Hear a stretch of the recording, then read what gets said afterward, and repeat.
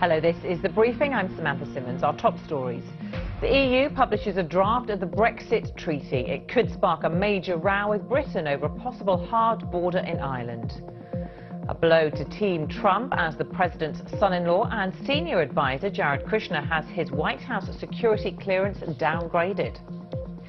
And Indians pay their last respects to Hollywood idol Sridevi Kapoor ahead of today's funeral. Australia recalls more than 2 million cars amid worries over faulty airbags, which have been linked to more than 20 deaths worldwide.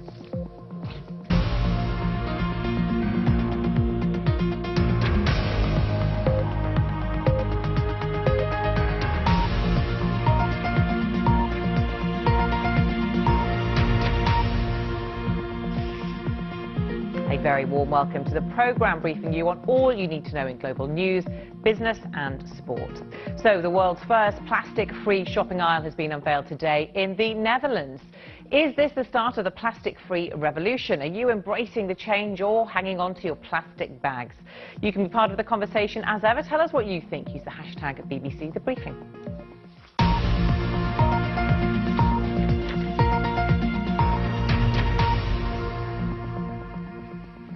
Now, the row between Britain and the European Union over whether there'll be a hard border between Northern Ireland and the Irish Republic is set to intensify today. The EU will publish a draft of the Brexit Withdrawal Treaty, setting out in legally binding text the proposed terms of the UK's departure. The document is expected to say that Northern Ireland will have to follow the rules of the EU's single market if other solutions can't be agreed to avoid a hard border with the Irish Republic. Our Europe editor Katja Adler reports from Brussels. This document is about the European Commission putting into legally binding text agreements that have so far been reached between the two sides. So remember those divorce issues, citizens' rights, the so-called Brexit bill and the Irish border, and also the transition agreement. That's what will be in this 120-page document. And when it goes in black and white like this, it'll be very interesting to see to what extent the UK government and the European Commission really are on the same page. And when it comes to issues where no final agreement was reached, such as over political hot potatoes like the future role of the European Court of Justice or the Irish border, well then we will hear from the Commission what its fallback position is. And when it comes to Northern Ireland, that's controversially keeping it inside a customs union with the EU and in part of the single market to safeguard, says the Commission, the Good Friday Agreement. Now this is likely to cause an uproar in the UK tomorrow, inside and outside government circles, but we must remember this is a draft legal text. It will still be discussed and amended by the other 27 EU countries and will then be passed to the UK government for negotiation, and I'm sure they'll have a lot to say about it. Katja Adler, there are plenty more on this throughout the day, and coming up on The Briefing, also the latest analysis and features on Brexit on the BBC website, where you'll find a guide in 300 words and details of the proposed repeal bill for transferring legal powers to Westminster. That's all at bbc.com/news. Now, one of President Trump's top advisors, Jared Kushner, has had his White House security clearance downgraded. Mr. Kushner, who is married to President Trump's daughter Ivanka, had access to the president's daily brief. That's a secret intelligence report. He'll now be unable to view many sensitive documents, as our North America correspondent Peter Bowes reports. Rarely heard but often seen by the president's side, Jared Kushner has been part of the president's inner circle since he entered the White House. He's been operating on interim clearance only, pending the results of a background check, which still hasn't been completed after 13 months. During this time, Mr. Kushner's had access to the president's daily briefing, which is a top-secret intelligence report. But that's going to stop. It comes as the White House Chief of Staff, John Kelly, attempts to impose greater discipline on its employees and access to sensitive information. The issue came to a head earlier this month when it emerged that a senior advisor to the president was also operating with interim clearance despite allegations of domestic abuse. Jared Kushner, who's married to Donald Trump's daughter, Ivanka, played a key role in his father-in-law's election campaign. During the past year, he's been closely involved with developing foreign policy for the Trump administration, focusing on the Middle East and Mexico. According to his spokesperson, the new clearance policy will not affect Mr. Kushner's ability to continue to do the very important work he's been assigned by the president. But the change in status for Mr. Trump's son-in-law means he will be sidelined from White House meetings at the highest level. With Jared Kushner also embroiled in the ongoing investigation into Russian meddling in the 2016 election, his background check may be far from complete. Peter Bowes, BBC News. Let's brief you on some of the other stories making the news now. And a leaked United Nations report says North Korea has been shipping supplies to Syria that could be used in the manufacture of chemical weapons.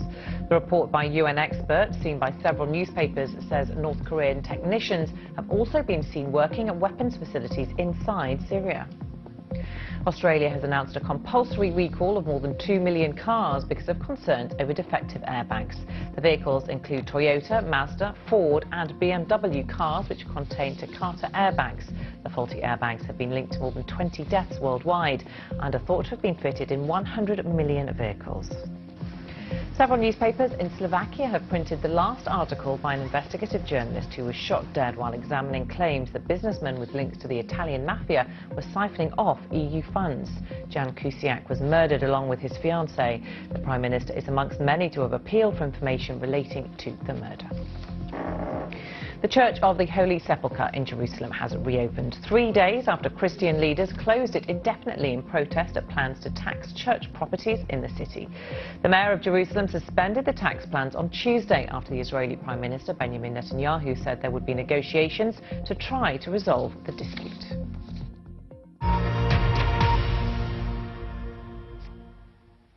The funeral of Bollywood superstar Sridevi is taking place after police closed the investigation into her death in Dubai.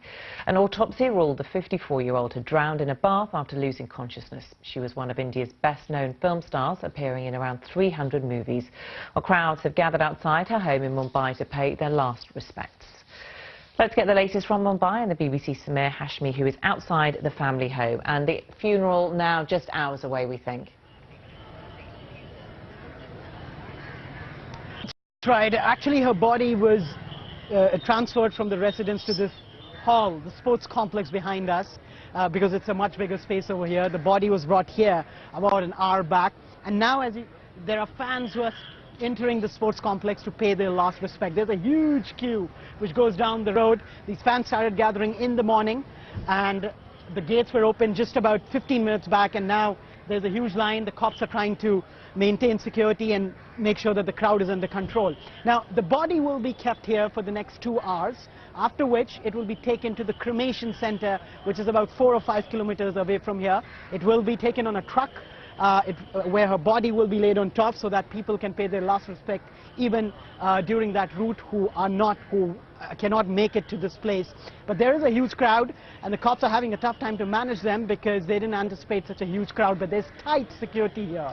And it's not only the crowd, a lot of people even from the Bollywood industry are now entering this complex to pay their last respect. Sridevi was a big name not only in Bollywood but also in the southern part of India, where she acted in different film industries in the 1970s and then the 80s before she moved to Bollywood. So she's not a big name only in Bollywood but across India, and that's why a lot of stars are also expected to flow in from different parts of India to pay their last respect as the final journey for Sridevi starts today. Samir Hashmi, for now, thank you. Kenya's decision to ban the manufacture, sale and use of plastic bags last year was celebrated globally and seen as a major step towards the reduction of plastic-related pollution in the country. The ban is seen as one of the toughest in the world. 6 months on, the BBC's Mercy Juma has been to see how the ban has been taking effect and whether the benefits are now being felt. A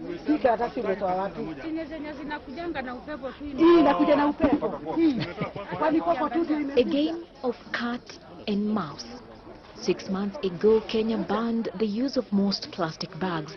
Now the National Environment Management Authority, NEMA, is hunting down those who break the law.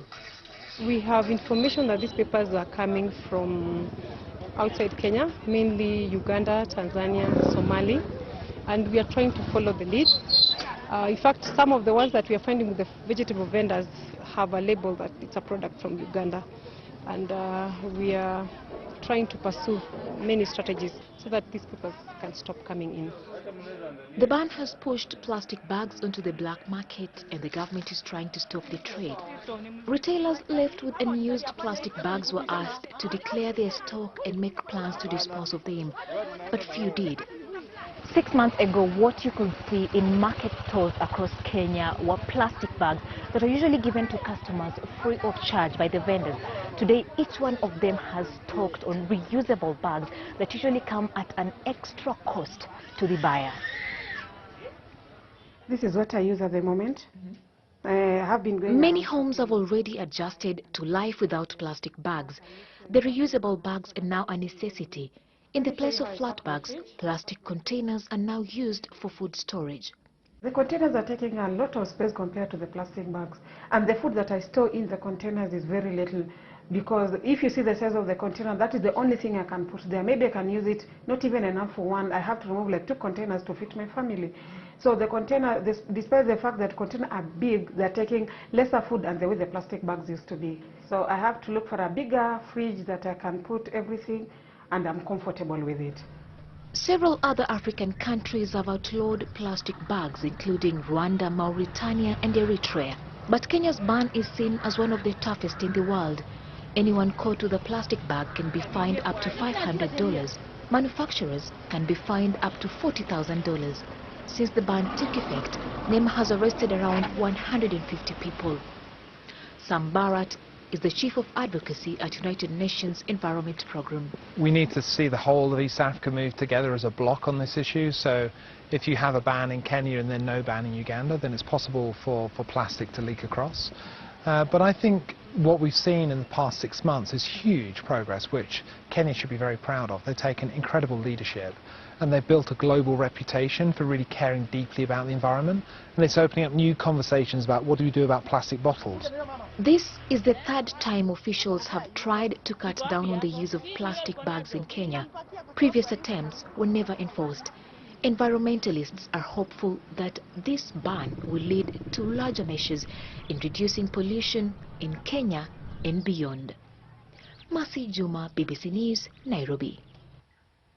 Well, on the day that a supermarket chain in the Netherlands has opened the first aisle selling plastic-free food, we're asking if you embrace the plastic-free revolution. Have you given up your plastic bags? Get in touch with us here on The Briefing. Use the hashtag BBC The Briefing, and I'll read out some of your comments a little later on.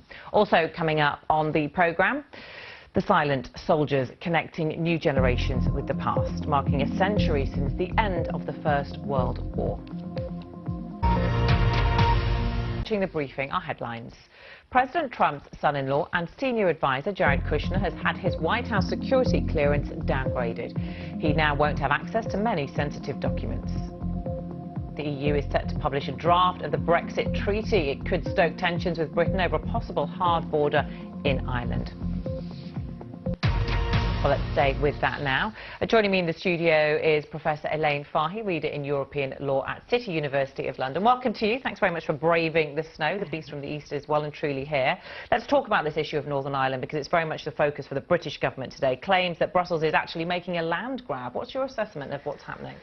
Well, it's a very interesting state of affairs now. We have legal text to try to put meat on the agreement of the joint report of December 2017. All of a sudden now we see a big question about will Northern Ireland remain in the EU customs union, and can this idea of full regulatory alignment between the north and south of Ireland actually be put into legal text? And what's your assessment? I mean, can it? What's going to happen? Because there's still so much to try and sort out with this really thorny issue. It's become a real stumbling block, hasn't it?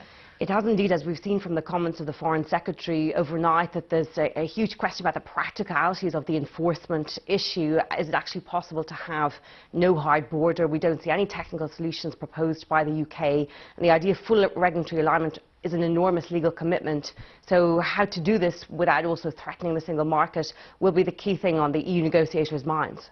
Let's talk about the law. And the EU wants to hold Britain to judgment in the European Court of Justice following Brexit. Obviously, Britain doesn't want that to happen. Where do the negotiations go from there on this issue?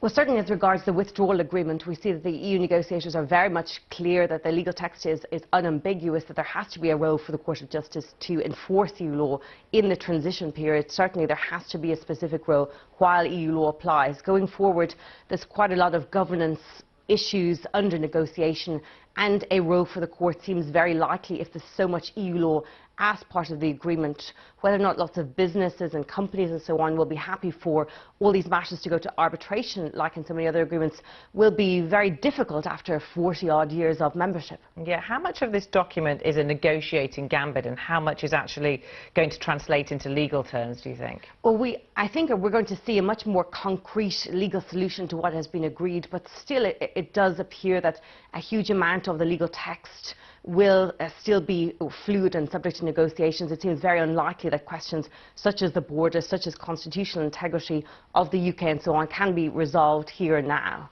Yeah, meanwhile, trade. We still don't know what's going to happen with trade. We're expecting to hear from the Prime Minister in a couple of days' time more on this. But as time ticks away, it's almost unbelievable, but there isn't more more to discuss on this issue. Well, there's huge uncertainty over this, and the UK's position seems to consistently be to want to leave the customs union despite calls for business and industry otherwise.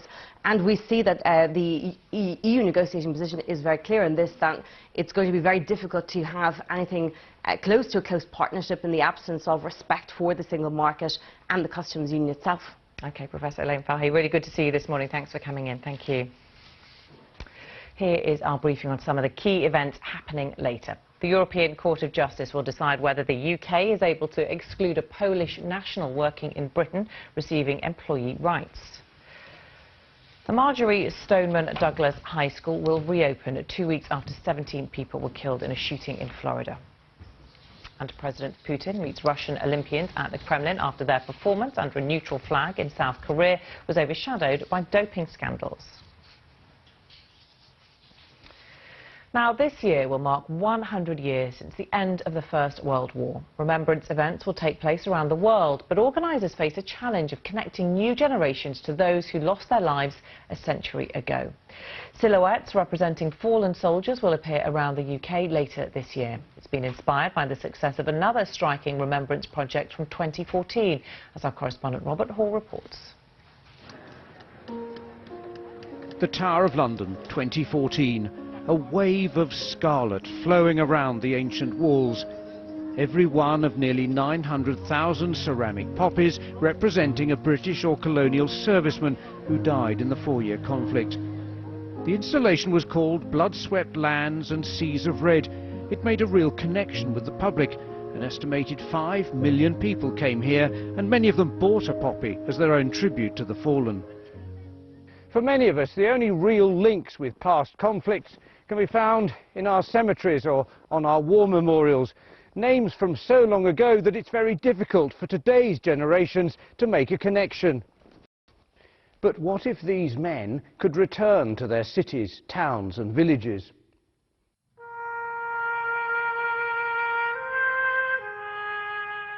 This is Penshurst in Kent. 51 of the men from this tiny village who volunteered to fight in the First World War never came home. And yet, here they sit, ghostly figures in the pews, a powerful physical presence. It's about actually bringing them back into the community, how they lived as well as how they died. Martin Barrode believes this installation can inspire other communities across the UK. This is about physically trying to get them back into the village psyche. So that when the school children come in here and they see the 50 names sitting on the pews, they can identify with these people. And when you can see where they lived, and they lived just up the hill there, or they were over there, or they were in the choir, you can really identify with this. Villagers here have been fascinated by the idea of taking the lost off the memorials. Now the government has agreed to help fund more installations like this one. But other figures have sprung up today, linking past with present. As the Armistice centenary approaches, There But Not There wants us to remember in different ways, and in doing so, raise funds to help those who've been scarred by more recent conflicts. In Kent, veterans have helped to create an army of Tommies, which, like the poppies at the Tower, will be available to all of us. The importance of the Tommy project is huge to me, because my family are quite a lot of military in there. My granddad and great uncle were in the First World War in the Somme and Verdun, and I always think of them when I'm making them.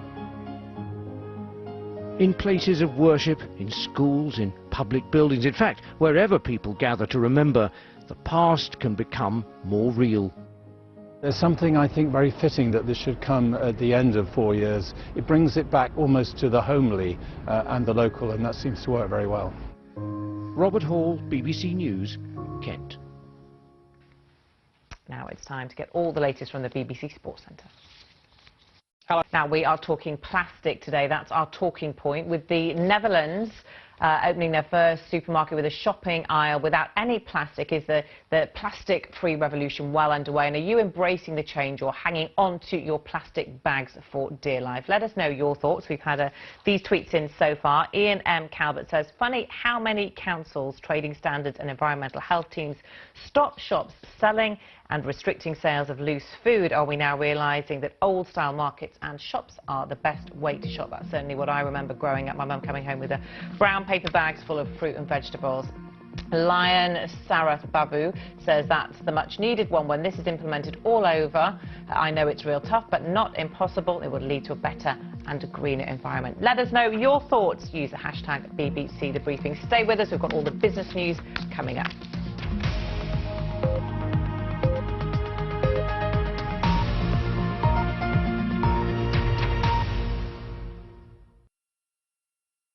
Conditions after temperatures as low as -10 overnight. Well, the cold weather has already caused major disruption, but forecasters say the worst is yet to come, with warnings in place until the weekend. Here's our correspondent John Donaldson with more.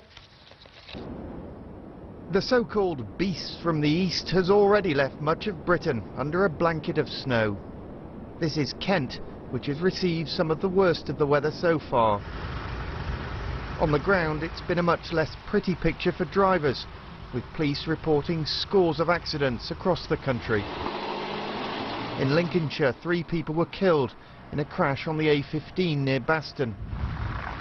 Yorkshire and the North East, this was Teesside yesterday, have seen some of the heaviest snowfall. With more expected today, many schools are likely to stay closed. When I was younger, snow was a lot thicker and we still managed to get to school. I think it's the teachers that can't get in. I think that's the problem in this area because of the outlying villages that the teachers come from. For Britain's homeless, this is in central London, it was another tough night. Temperatures down to -10 in some parts and feeling much colder in the wind. The elderly too are vulnerable. In Hull, extra staff at Meals on Wheels services have been brought in to deliver hot food. I can't get out to get meals and things, and so it's just wonderful. The only complaint I've got is they never bring you a drop of brandy. And over the next few days that might be needed. Forecasters say they expect no let-up in the freezing weather until at least the weekend. John Donaldson, BBC News. Coming up at 6 o'clock on Breakfast, Dan Walker and Louise Minchin will have all the day's news, business and sport. Stay with us.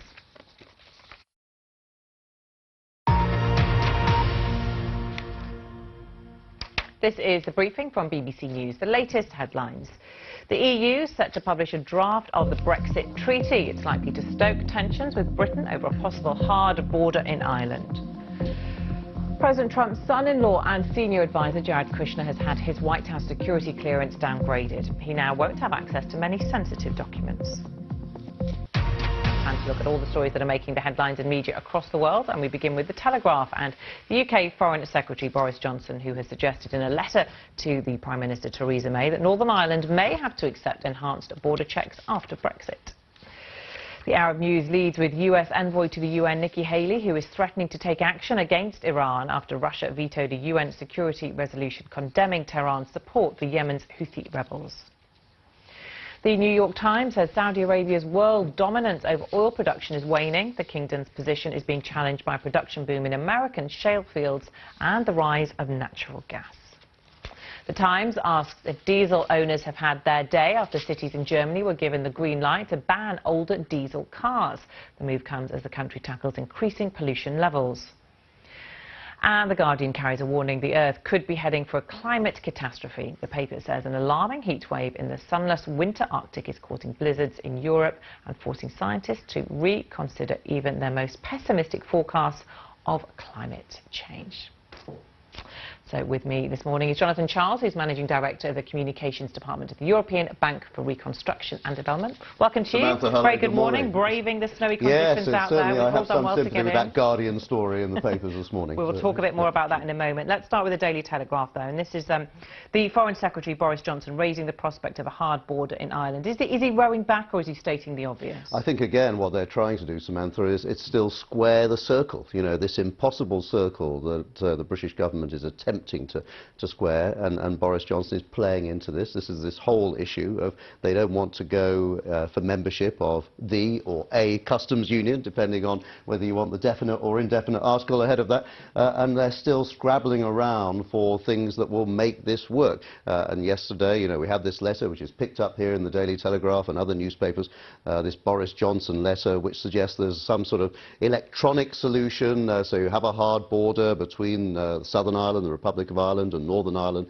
part of the UK. But the bottom line is, as we're going to hear from the European Commission today, when they bring out their latest document on these negotiations, that is just not acceptable to the government in the Republic of Ireland. It's not acceptable to the European Commission. This idea of having a hard border there, you know, it may be something that Boris is trying to put forward because he knows it's important to keep the Conservative Party's allies on board, the DUP party of Northern Ireland. They need them for the government, for the majority. And that's one reason why they're doing this. But to the European Commission, the idea of having a hard border between North and South Ireland, that is just not acceptable. And I think, again, squaring this circle at some stage, and Michel Barnier from the European Commission is making this clear again, the British government have got to come forward with what he would regard as realistic negotiating positions. When they see this in Brussels, and I know and I hear from people in Brussels, they just don't regard this as realistic. Playing into all of this is the peace process, of course, yes. And we're going to hear later on today from John Major, former Prime Minister here, about the fact that all of this could undermine the Good Friday Agreement. Well, I think you've got to remember the fragility of Northern Ireland. You know, to people of my generation, people who were journalists of my generation and spent time in Northern Ireland as I did in the 1980s, it's not that long ago. And you have to remember that although Ireland has come a long way in terms of healing some of the elements of the fractures between Catholics and Protestants in Northern Ireland, they are still there. And I think there is a worry that if you don't keep this European but Union-based, in effect, peace process going, because without the fact that there didn't have to be any borders between North and South, it would have been very difficult to reach this sort of agreement. If you put borders back, yes, undoubtedly, you're making a fragile situation in Northern Ireland, a fragile peace, more fragile. OK, let's move on to the Arab news now. And the US and Russia trade barbs over Iran. And this is about what's really been happening at the United Nations. But obviously, this has got geopolitical consequences, what's happening. This is about what's going on the ground as well. So the Arab news is making the point that Iran has been helping the rebels in Yemen in this proxy war that has been taking place, really, between Iran backing the rebels in Yemen and Saudi Arabia backing the government. But I think, you know, that you're seeing here the tensions that are going on in many different ways. You've got tensions between the US and Russia on many different issues. You've got tensions between the US and Iran on many different issues. And I don't think you should just see this about Yemen. I think this is also a proxy for another battle which is going on, which of course is over Syria, where Iran has been helping President Assad, along with the Russians helping President Assad, and the Americans opposing all of that. So I think this is a story which is that America is becoming increasingly uncomfortable about Iran's role in several countries in that very, again, fragility we've just been talking about in Northern Ireland, very fragile region. And worries as well that what that might mean, because we've seen in Iran, with Iran in recent weeks in Syria, these tensions with Israel over the Israel says that Iran is shipping weapons through Syria into Lebanon. You know, yet another country involved in this, and Iran and Lebanon have always had this this issue, and Iran's always been involved in Lebanon on one side or another. So I think what we're seeing here is, you know, the tension is rising and an attempt to rein Iran in, and the Americans being very upset that Russia is not helping with that. In fact, so you've got many different countries in a very complex diplomatic situation. Well, the diplomatic situation is one side of the story. Here in the New York Times, they're looking at the, I guess, trade relationships, aren't they? Their front page headline here, Saudi's looking for friends. This is all about oil, as Saudi Arabia basically loses its dominance. Well, Saudi, of course, was always regarded as the swing producer in oil. It was the one that set the prices, because when it decided it wanted to cut back on oil production, it just turned off the taps a bit and the price went up. When it wanted to earn more money, it opened the taps for oil, and it was able to make money and set the oil price that way. But Saudi, of course, has lost its dominance to the United States. Saudi no longer needs to sell its oil, the Saudi Arabians, to the Americans. America's got plenty of their own with the shale revolution. And America is now the swing producer. The higher the oil price, the more shale production comes online. When the oil price is low, it goes out. So Saudi Arabia is busy looking around, as this article in the New York Times says, for friends. And it's looking to China, for example, where it needs to sell more oil, and the Chinese do need oil. But Saudi Arabia has a big problem. All oil producers have a big problem, and that is that the world is moving away from oil.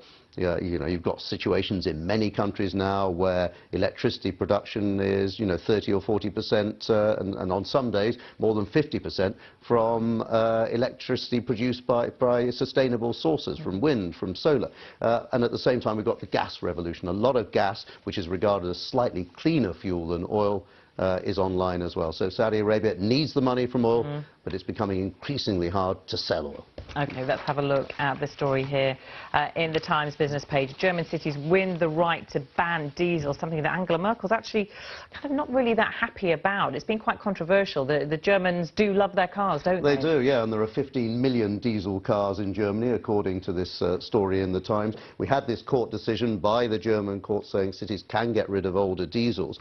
The difficulty with that is it's very hard for motorists who've invested. They've been encouraged to invest in diesels, because for a long time, it's almost unbelievable now, diesel was regarded as the clean alternative to petrol. I was one of those who got suckered. Oh, well, there you are, you see. And now we see these nitrogen oxide pollutants, you know, they're the things that are causing various health issues. We've had all these scandals over car companies trying to alter, particularly Volkswagen, trying to alter diesel emissions measurement. And so what's going to happen? I think the worry with this is, if you're a diesel owner or indeed a diesel car manufacturer, that what starts in Germany could easily ripple out across other European cities outside Germany. There will be other cities and other environmental campaigning groups who say, we want to take the same measure, we want cities to ban older diesels. I think the day of diesel, you know, clearly is on its way. Absolutely. We'll be talking about the weather, the beast from the east, as it's been labelled. The Guardian front page here sort of tries to explain it, where it's coming from and why. I mean, there's not necessarily a causal link between what's happening in the Arctic, but there's a suggestion that there might be. Well, you know, I read this article with a lot of fascination, not just because I, like you, trekked through the snow today of the ungritted streets of London, but also because about 2 weeks ago, actually, there was a story in the Times, in the weather section, which said something strange is happening in the polar vortex, and this is going to come to haunt us in a few weeks' time, and it did. So what the Guardian is saying is that we've had unprecedented, almost warming in the Arctic over the past few days, where on some days it's been warmer in the Arctic than it has in London or Zurich, thousands of miles to the south. And as a result of warming in the Arctic, it is expelling the freezing cold weather, which we're seeing now in large parts of northern Europe, and some bits of southern Europe as well, which we're seeing here in London. And this should be really worrying to us, because this could be, if this carries on, where we keep getting these episodes of a warmer Arctic in winter, we will keep getting these blizzards that we're seeing in northern Europe. That's what the piece is saying. And I think that's, you know, clearly something is going on in the polar vortex. The question is, and I think it's clearly a battle between the scientists, you can see it in the Guardian article, is it global warming or is it some irregularly occurring natural phenomenon? But either way, there seems to be a connection. So we don't want a warmer Arctic, otherwise we're going to be freezing here. With all the implications, by the way, the Guardian raises for food production and all sorts of other issues for living in, you know, if we keep... Someone said this is a return to normal winter. But there's nothing normal about this if it absolutely turns out to be connected to the polar vortex. Let's do this last story now. And this is the world's first plastic-free supermarket unveiled in the Netherlands. More than 700 products are going to be available without any plastic packaging. Now, I find this story really interesting because everything you find in the supermarket, everything is covered in plastic. When we were growing up, our parents would come home with the groceries in brown paper bags. Is that what we're going back to? Yeah, well, I think, you know, it's plastic fantastic or not so fantastic, isn't it? This supermarket, you know, should actually set a trend. I would welcome, I'm sure we all would, not being deluged by mountains of plastic, because it's becoming an issue, you know, particularly in the United Kingdom, where many councils now want to cut back on rubbish collections. They don't want weekly rubbish collections. So if you've got mountains of plastic, when you get it home, what do you do with it all? I know. But on the other hand, we're not really prepared for this change yet. I think it's clearly coming, but it's going to be a process. Jonathan, great to see you. Thanks very much for coming in. Do stay with us. Thanks very much for watching the briefing from me, Samantha Simmons, and the rest of the team. For now, it's goodbye. Hello there. The coldest